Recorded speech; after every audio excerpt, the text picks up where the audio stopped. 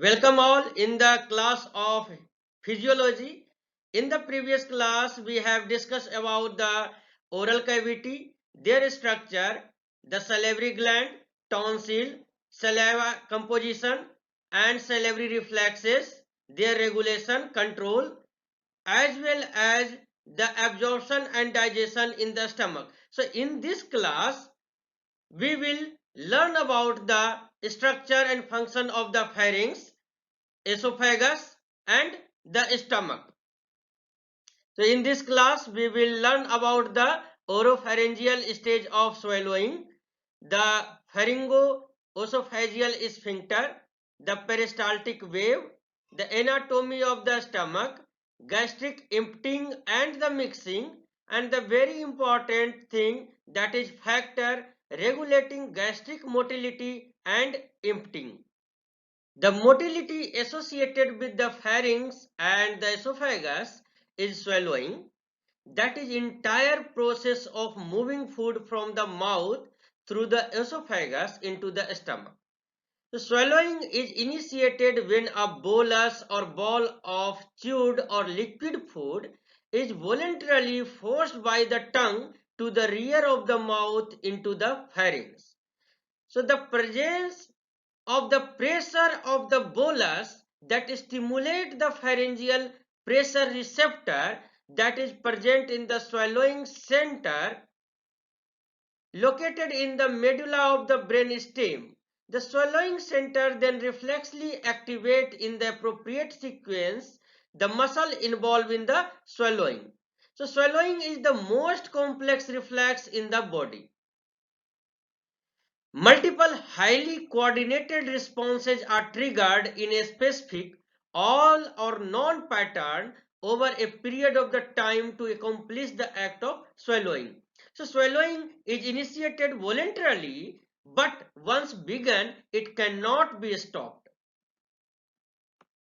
Now we will learn about the oropharyngeal stage of swallowing. So before proceeding, we should recall that there are several structure is present in the upper digestive tract, that is nasal cavity, oral cavity.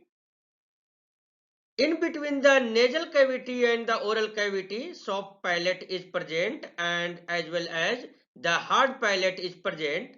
Uvula is hanging down from the soft palate and there is pharynx. The pharynx is the nasopharynx that receive air from the nasal cavity and oropharynx that receive food from the buccal cavity, and the hypopharynx that attached with the two tubes. One is the windpipe and another is the food pipe. That windpipe is also called trachea and the food pipe is also called the esophagus. So at the primary portion of the trachea and upper to the trachea, there is a structure called epiglottis at the above of the glottis, and the glottis is present at the entrance of the larynx that have several functions during the voice organization as well as during the food swallowing.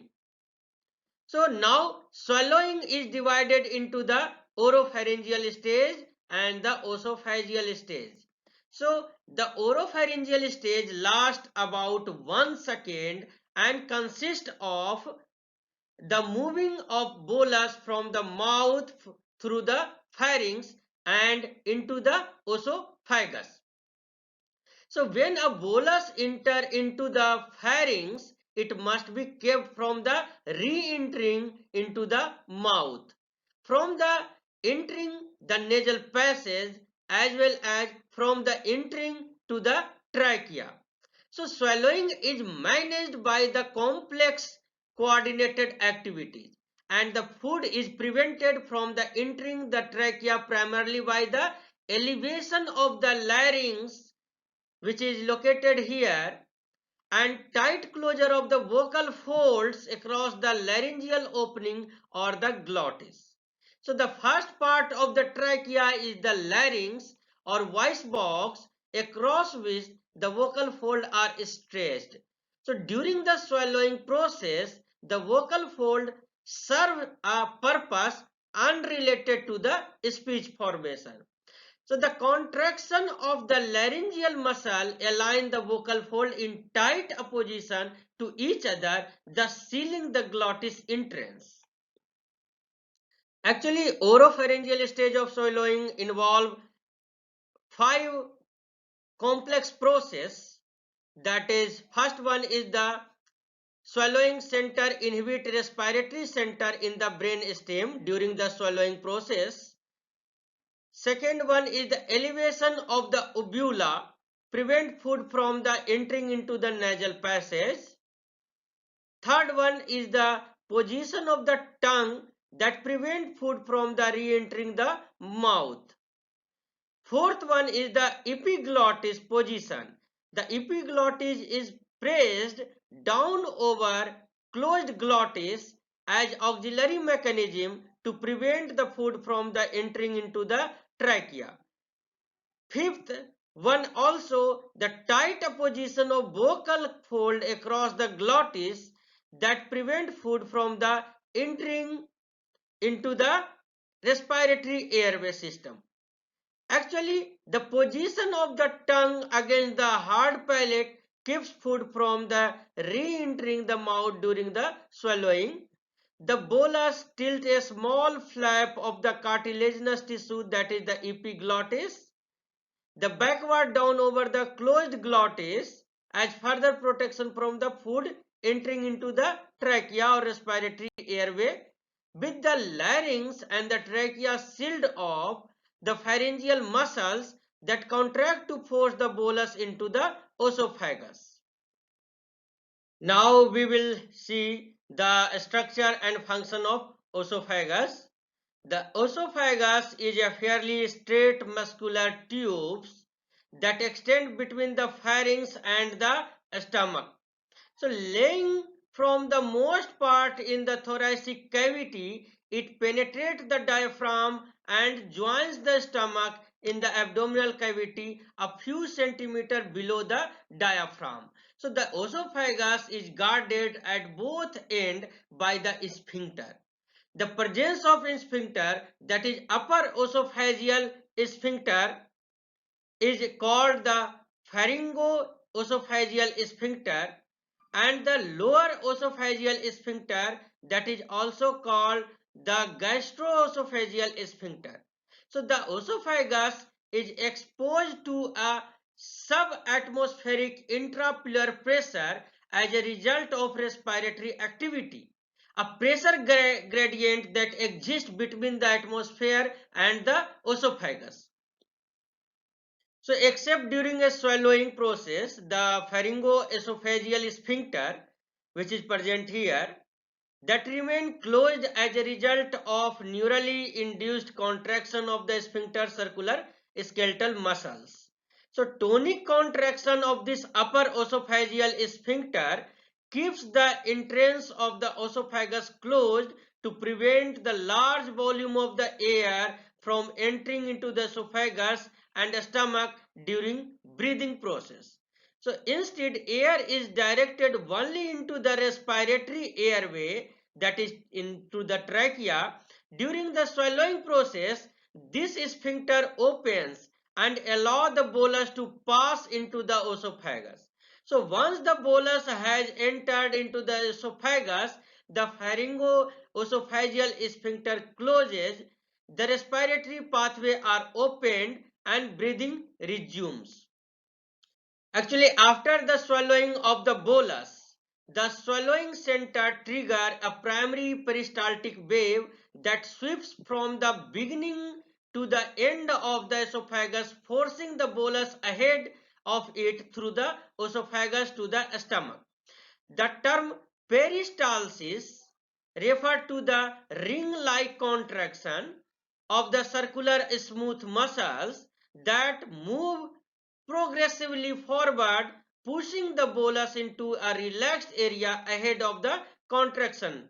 So the peristaltic waves takes about 5 to 9 seconds to reach the lower end of the esophagus. So when the primary peristaltic wave failed to push the large or sticky swallowed bolus, the lodged bolus distends the esophagus, stimulating pressure receptor within its wall and also reflexly increase salivary secretion. So as a result, a secondary peristaltic wave, a more forceful peristaltic wave is initiated that mediated by the intrinsic nerve plexus. So these waves do not involve the swallowing center nor in the person aware of their occurrence. So now we will learn about the gastroesophageal sphincter. The gastroesophageal sphincter stay tonically contracted by the means of myogenic activity to maintain a barrier between the stomach and the esophagus, reducing the chance of reflux of acid content that is created by the gastric juices into the esophagus. So if gastric content do flow backward despite the sphincter, the acidity of this content irritate the esophagus, causing the esophagus discomfort known as the heartburn. However, the heartburn is nothing related with the heart. As the peristaltic wave sweeps down the esophagus, the gastroesophageal sphincter relaxes so that the bolus can pass into the stomach. After the bolus has entered into the stomach, the swallow is completed and this lower esophageal sphincter again contracts. Mucus is secreted throughout the length of the digestive tract by the mucus secreting gland cell in the mucosa. So it provides lubrication and protective aspects to the esophageal wall from the acid and enzymes in the gastric juice if gastric reflux occurs. So now we will learn about the stomach. The stomach is a J-shaped chamber lying between the esophagus and the small intestine. So it is divided into three sections, that is fundus, body and antrum. The fundus is the part of the stomach that lies above the esophageal opening. So the middle or the main part of the stomach is the body. The smooth muscle layer in the fundus and the body are the relatively thin, but the lower part of the stomach, the antrum, has much heavier musculature. This difference in muscle thickness play an important role in gastric motility in these two regions. So the terminal portion of the stomach is the pyloric sphincter, which acts as a barrier between the stomach and the upper part of the small intestine, that is also called duodenum. Now we will investigate the function of the stomach. So the stomach is the primary site to store the ingested food until it can be emptied into the small intestine at a rate appropriate for optimal digestion and the absorption. So because the small intestine is the primary site for this digestion and absorption process, it is important that the stomach store the food and meter it into the duodenum at a rate that does not exceed the small intestine capacity. So the stomach secretes hydrochloric acid, HCl, and enzyme that begin protein digestion. So through the stomach mixing movement, the ingested food is pulverized and mixed with the gastric secretion to produce a thick liquid mixture known as chyme. The four aspects of gastric motility are filling, storage, mixing and emptying. In the next slide, we will investigate the four aspects of gastric motility, that is filling, storage, mixing and emptying. So actually in the empty condition, the stomach has a volume of about 50 ml, but it can expand to a capacity of about 1 liter during a meal. The stomach can accommodate such a 20-fold change in the volume with little change in the tension its wall and little rise in intragastric pressure. So actually the interior of the stomach has several deep folds. During a meal, these folds get smaller and nearly flatten out. So this reflects relaxation of the stomach as it is receiving food is called receptive relaxation.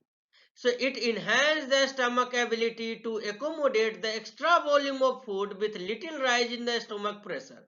So receptive relaxation is triggered by the act of eating and is mediated by the vagus nerves. Now we will learn about the gastric storage. Actually, a group of pacemaker cells, that is also called interstitial cell of Kajal, and we have learned a lot about the interstitial cell of Kajal in our previous lecture. This interstitial cell of Kajal or ICC, which is located in the upper fundus region of the stomach, that generate slow wave potentials. This slow wave potential sweeps down the length of the stomach toward the pyloric sphincter. So once this slow wave potential is initiated, it is spread over the fundus and the body to the antrum and the pyloric sphincter. So because the muscle layer are thin in the fundus and the body area, the peristaltic contraction in this region are very weak. So when the waves reach to the antrum portion, they become much stronger and more vigorous because the muscles here is much thicker. So the fundus usually does not store the food, but it contains only a pocket of the gas. So food is stored in the body without being mixed. So I am again repeating, in the body food is stored and it is not mixed properly. So food is gradually fed from the body into the antrum area where mixing actually takes place. So now we will learn about the gastric mixing process. Actually, the strong antral peristaltic contraction that mix the food into the gastric secretion to produce the chyme. So each antral peristaltic wave propel the food or chyme forward toward the pyloric sphincter. So the tonic contraction of the pyloric sphincter normally keeps it almost but the not completely closed. So the opening is large enough for the water and other fluid to pass through with ease, but too small for the thicker chyme to pass through it, except when a strong antral peristaltic contraction pushes it through. So when even then, of the 30 ml of the chyme that the antrum can hold, it usually only a few milliliter of antral content are pushed into the duodenum with each peristaltic wave. So before more chyme can be squeezed out, the peristaltic wave reaches the pyloric sphincter and cause it to contract more forcefully, sealing off the exit and blocking further passage into the duodenum. Actually, gastric emptying process as well as the mixing process is a result of antral peristaltic contractions.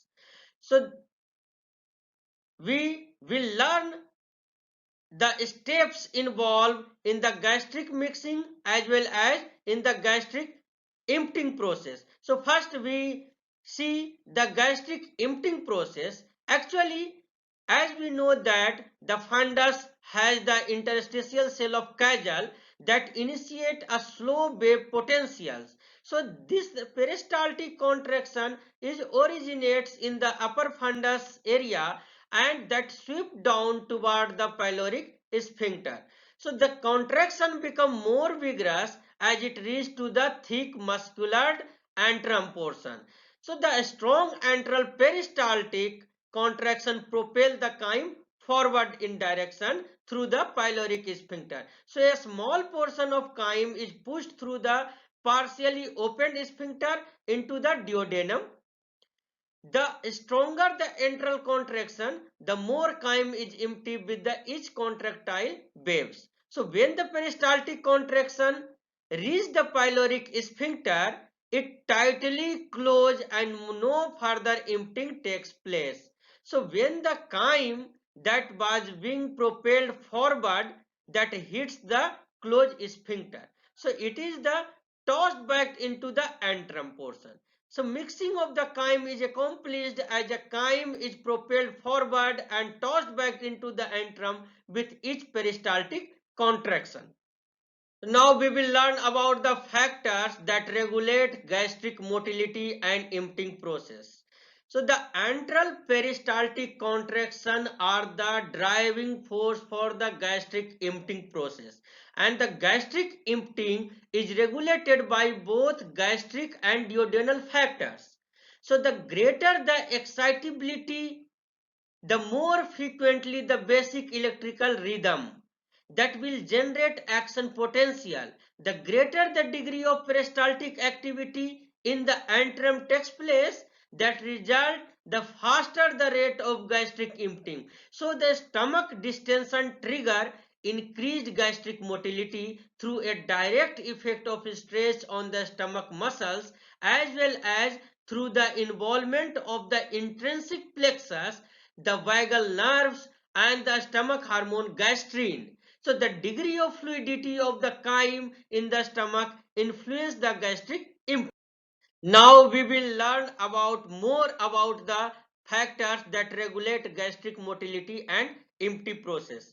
Actually, the duodenum must be ready to receive the chyme and can delay the gastric emptying by reducing the peristaltic activity in the stomach until the duodenum is ready to accommodate more chyme. So even if the stomach is distended and its content are in a liquid form, it cannot empty until the duodenum is ready to deal with the chyme. So there are four important duodenal factors that influence gastric emptying are the fat, acid, hypertonicity, or the distension.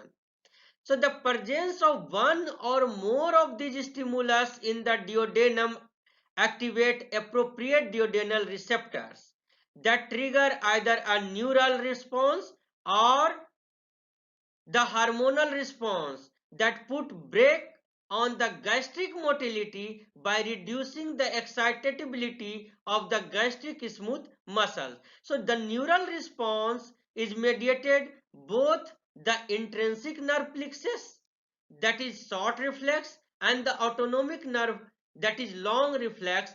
These both reflex is collectively called the introgastric reflexes. Actually, the hormonal response involve the release from the small intestine mucosa of several hormones collectively known as introgasterone. So the blood carries this hormone to the stomach where they inhibit antral contraction to reduce the gastric emptying.